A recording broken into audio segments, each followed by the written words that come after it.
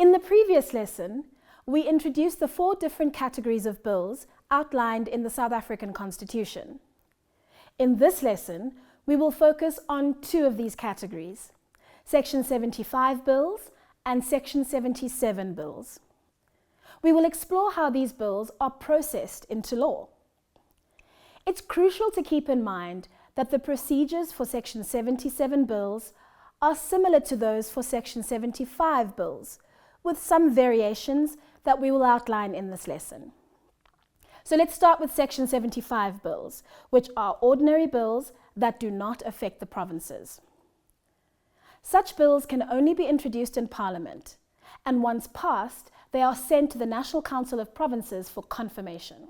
They are drafted by government departments, refined by state law advisors, and submitted by the relevant minister to the Cabinet for approval. Once they have been published in the Government Gazette, these bills are then introduced and tabled in Parliament for what is known as the first reading debate.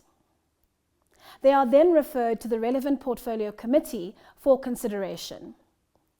If there is significant public interest in the bill, the Portfolio Committee may organise public hearings to allow interested parties to submit written comments and sometimes to make oral representations on the provisions of the bill. If the Portfolio Committee is not satisfied with some of the provisions of the bill, it will be amended.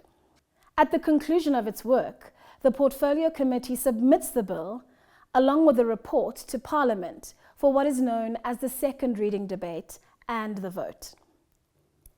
If the majority of MPs who are present when the bill is put to a vote decide to vote in favour of that bill, it is then passed and referred to the National Council of Provinces for confirmation.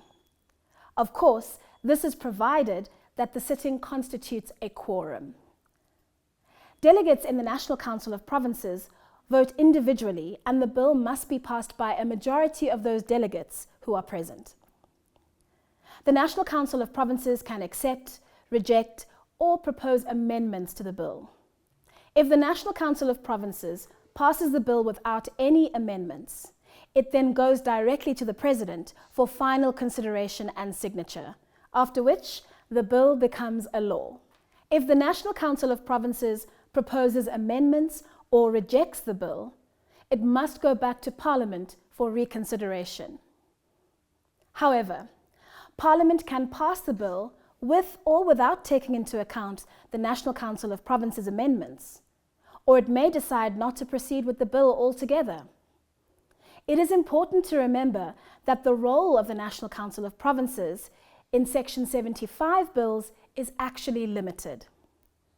While both Parliament and the National Council of Provinces must consider these bills, Parliament can override the NCOP and pass the bill, despite opposition from the National Council of Provinces.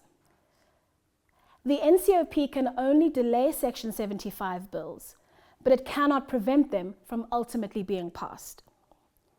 Section 77 bills, also known as money bills, allocate public funding for specific purposes or impose taxes, levies, and duties. They can only be introduced by the Minister of Finance in the National Assembly.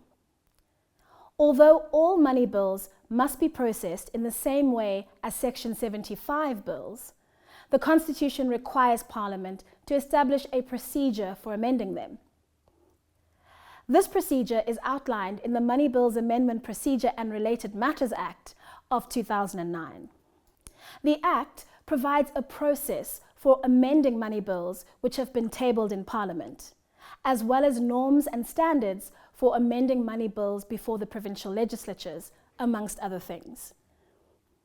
It also outlines the roles of the Finance Committee and the Appropriations Committee in each House, and explains how these committees can collaborate.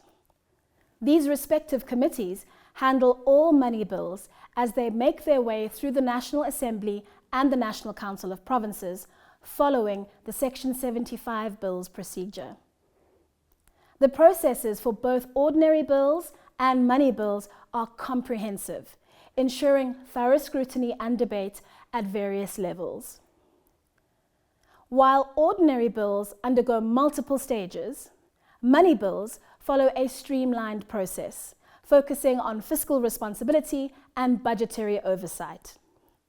Ultimately, these processes enhance transparency and accountability, fostering a sense of shared governance and laws that reflect the needs of the country.